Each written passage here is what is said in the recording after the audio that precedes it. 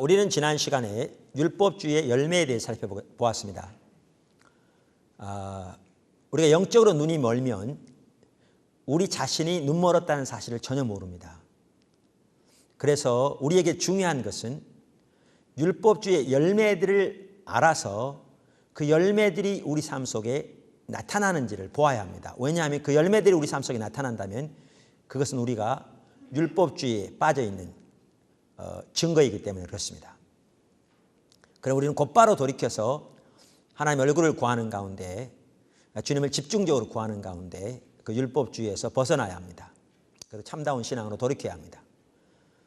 그래서 지난 시간에는 그 율법주의의 열매 중 영적인 우월감 혹은 상습적인 죄책감, 그 다음에 안일함, 그 다음에 전통에 집착하는 것 등 세 가지를 살펴보았습니다. 오늘은 그 나머지 부분들을 좀 더 살펴보기 원합니다. 넷째, 율법주의의 열매는 배우고자 하는 자세가 없는 것입니다. 율법주의에 빠지면 소위 육신을 의지하고 서기 때문에 안일함이 있습니다. 또 성경적인 지식이 인격체신 하나님과의 관계를 대체해버렸기 때문에, 다시 말하면 이론이 실제를 대체해버렸기 때문에 다 안다고 생각합니다. 그래서 나타나는 결과가 뭐냐 하면 배우고자 하는 자세가 없습니다. 또한 율법주의는 전통에 집착하기 때문에 전통적으로 내려오는 규례와 규칙들을 잘 지킨 사람들은 자신들이 신앙생활 이미 다 잘하고 있다고 생각하기 때문에 배우고자 하는 자세가 없습니다. 그런데 성경은 이러한 자세를 할례받지 못한 마음이라고 부르기도 합니다. 스데반은 율법주의에 빠져 배우고자 하는 자세가 없이 강팍한 마음으로 하나님의 역사를 대적하는 유대인들에게 이렇게 말했습니다.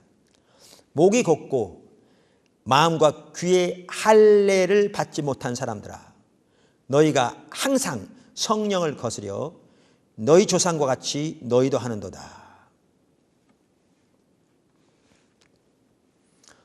이 부분에 대해서도 그 전형적인 특징이 바리새인들인데요. 바리새인들이 마태복음 23장 2절에 보면 바리새인들의 이러한 자세를 볼 수 있습니다. 3절에 그러므로 너희는 무엇이든지 저희의 말하는 바는 행하고 지키되 저희의 행위는 본받지 말라. 저희는 말만 하고 행치 아니하며. 그러니까 다시 말하면 배우고자 하는 자세는 없고 가르치고자 하는 자세, 이게 바리새인의 영이라고 할 수 있습니다.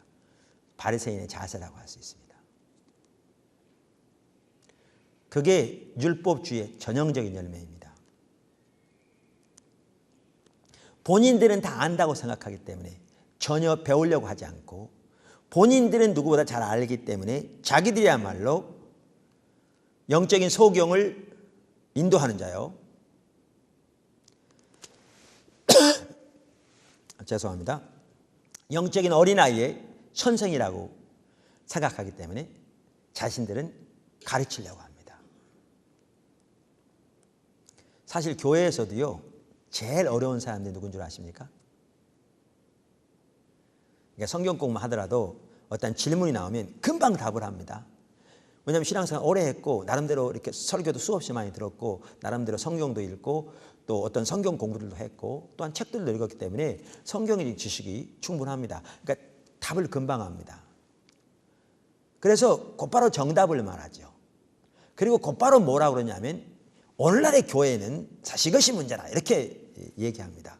이 말씀에 기초해서. 근데 그 진리를 자기에게는 전혀 적용하지 않는 사람들, 이 사람들이 제일 어려운 사람들입니다. 이게 율법주의에 빠진 전형적인 특징입니다. 이런 사람들은 절대 변하지 않습니다.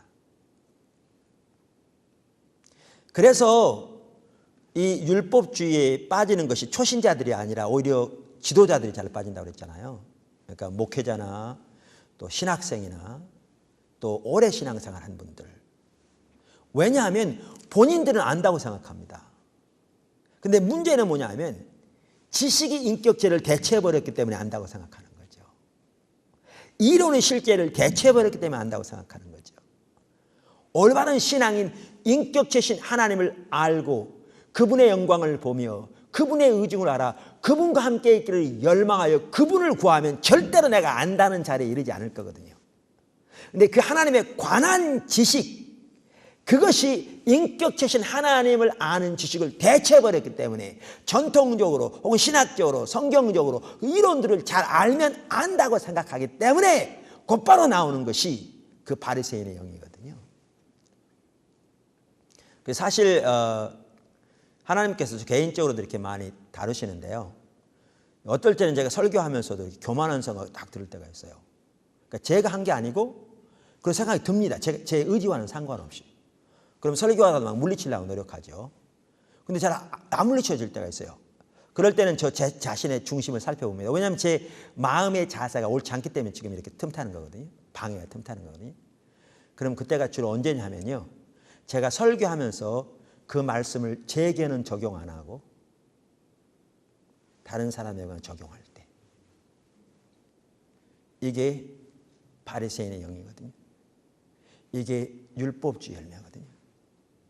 그러면 금방 방해가 틈타죠. 왜냐하면 마음이 높아져 있기 때문에, 잘못되어 있기 때문에, 거짓 신앙책에 빠져 있기 때문에. 사실 하나님과 동행하는 삶을 사는 데 있어서 가장 중요한 자세 중에 하나가 뭐냐? 배우고자 하는 자세입니다. 그리고 그러한 사람들에게 하나님이 자신을 계시하십니다. 근데 거짓 신앙책인 율법주의에서는 그게 없습니다.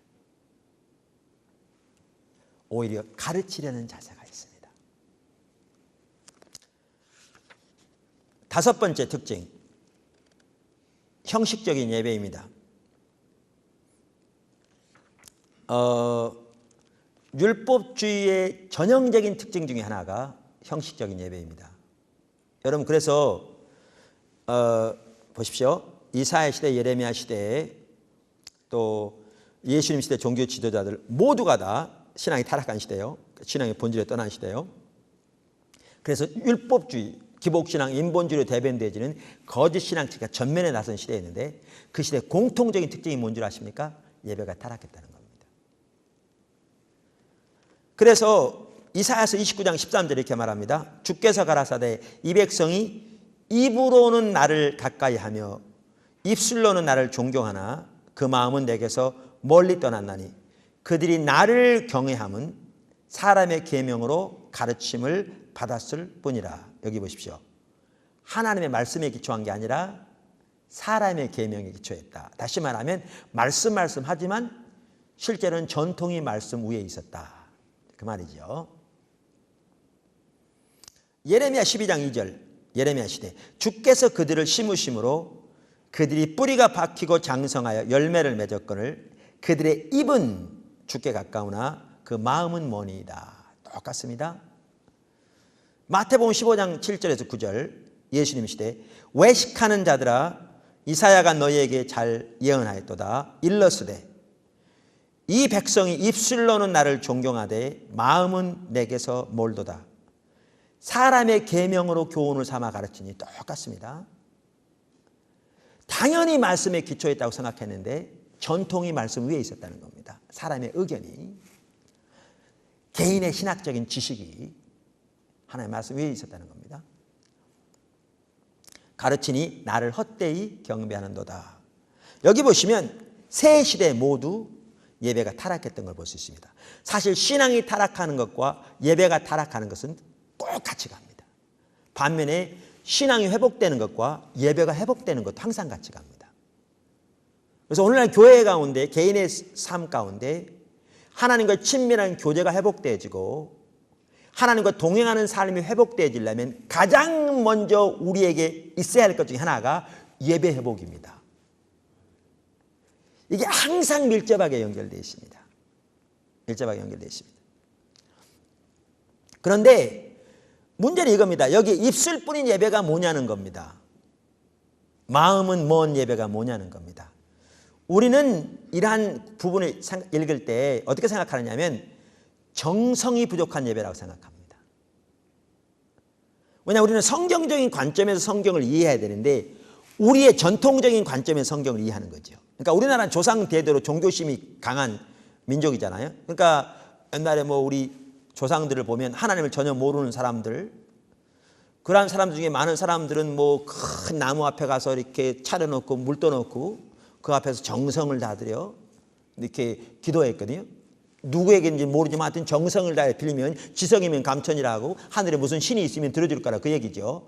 심지어 좀 우스운 얘기는 합니다만은 우리 전통적으로 내려오는 인식 중에 하나는 요즘 많이 바뀌어가고 있습니다만은 한약을 다려도 성분도 중요하지만 정성이 중요한 이런 이해 가운데 있기 때문에 여기에 입술뿐인 예배에 마음이 없는 예배라고 이러한 구절을 읽으면 우리는 어떻게 생각하냐면 정성이 부족한 예배라고 생각합니다. 근데 우리가 기억해야 할 것은 이사야 시대건 예레미야 시대건 예수님의 종교 지도자들이건 그들은 자세히 살펴보면 우리보다 훨씬 더 정성이 넘치는 예배였다는 사실입니다. 그러니까 이것은 정성이 부족한 예배를 말하는 게 아닙니다. 전혀. 그러면 여기 형식적인 예배는 어떠한 예배를 말합니까? 본질이 없는 예배를 말합니다.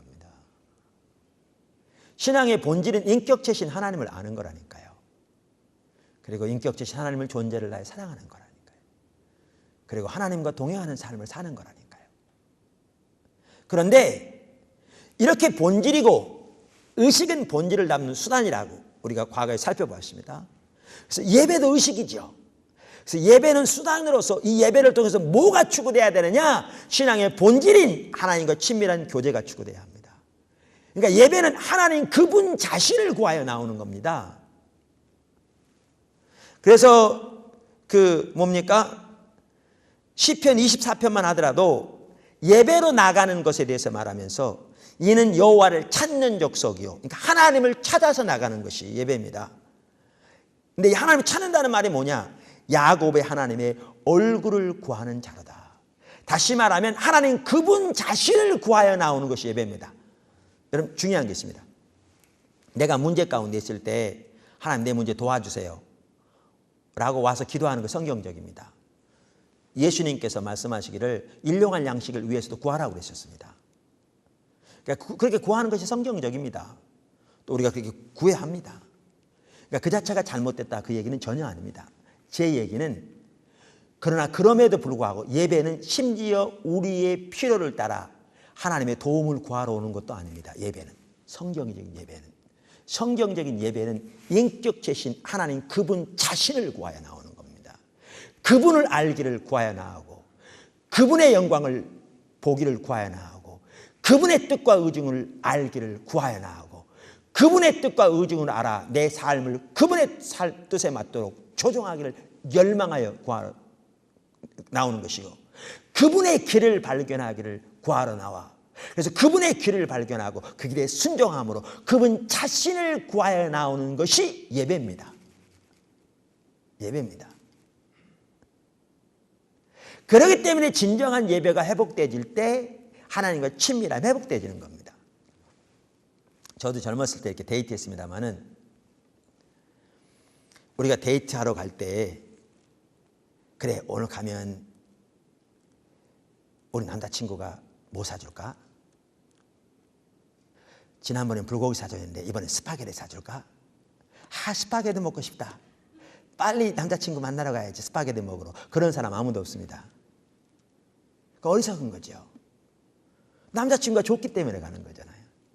여자친구가 좋기 때문에 가는 거고 서로 좋기 때문에 그 자신을 이렇게 만나러 가고 그 자신이 내게 좋고 내 기쁨을 주고 그렇게 만나고 사귀다 보면 스파게티도 먹고 불고기도 먹고 때로는 극장도 같이 가는 것이고 그러는 건데 우리가 하나님 앞에 나올 때 하나님 그분 자신을 구해야죠.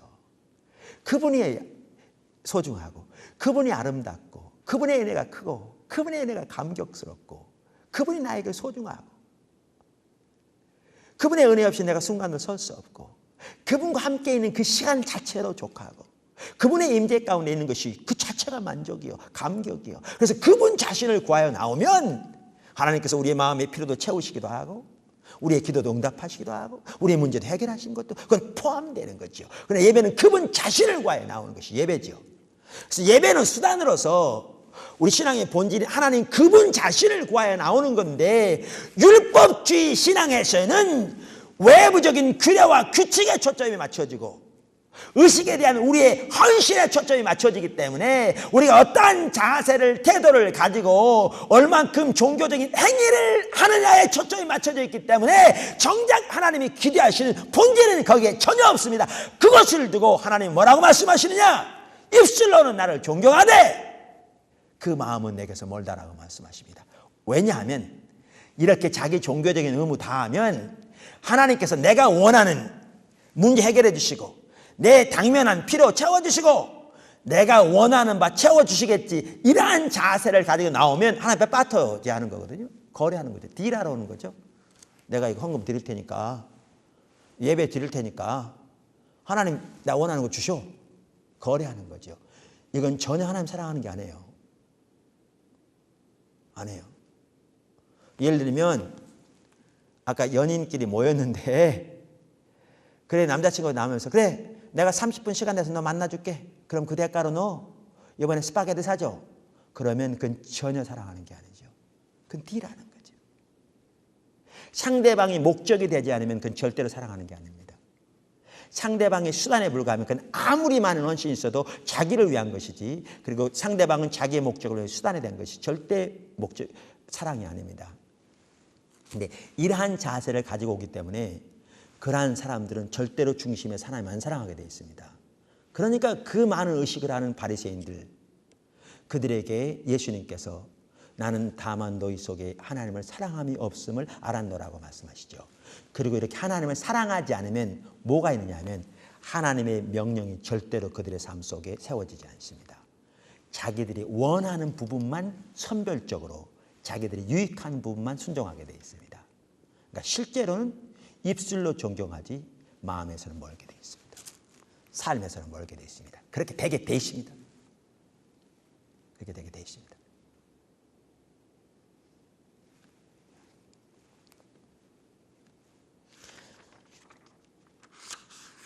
여러분 이 형식적인 예배 말씀드린 대로 그 율법주의에서는 순서와 절차를 잘 맞추는 데 초점을 둡니다. 외부적인 복종이 되니까 알맹이 전혀 없이 예배를 통해서 마음을 다해 하나님을 구하는 것에는 관심조차도 없습니다. 그리고 그 순서와 절차를 진행하는 정성을 강조할 따름입니다. 예레미야 시대는 인도에까지 가서 특별한 향품을 사올 정도라면 얼마나 정성이 넘쳤겠습니까? 그런데 하나님 전혀 그 번제 안 바르신다고 그러시죠. 본인들은 그 사실을 몰랐지만. 그러니까 알맹이 없는 껍데기뿐이죠. 두려운 게 이게 있더라고요. 그 부흥이라는 책에 보면요,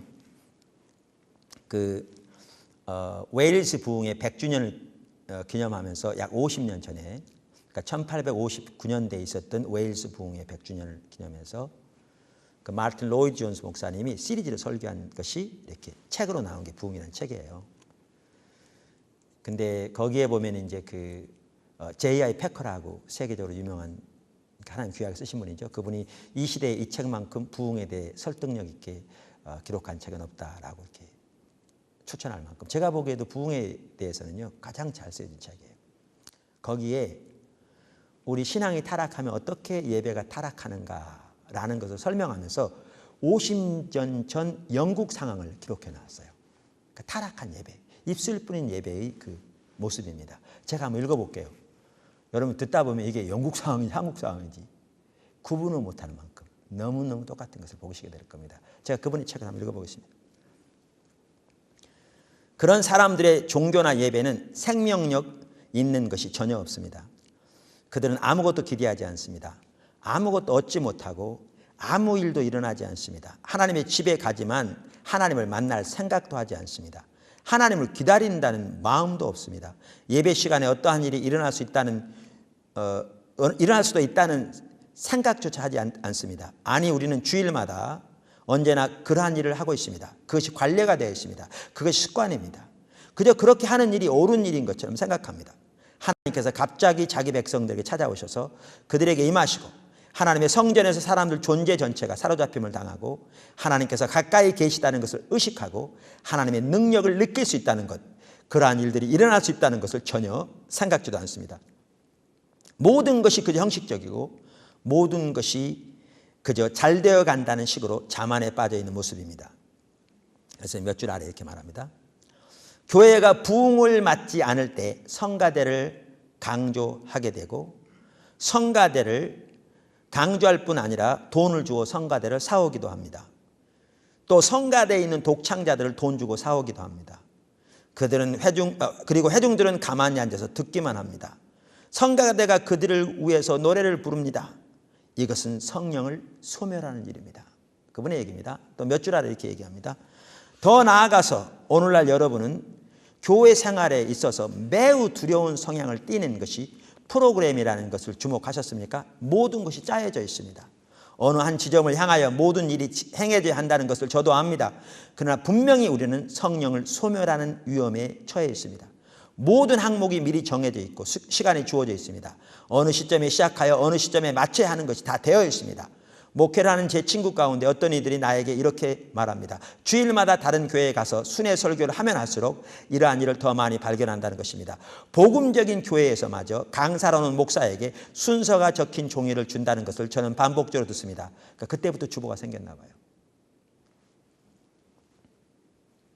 그리고 그 문자 그대로 그 앞에다 그 순서지를 놓고 그대로 행할 것을 종용합니다.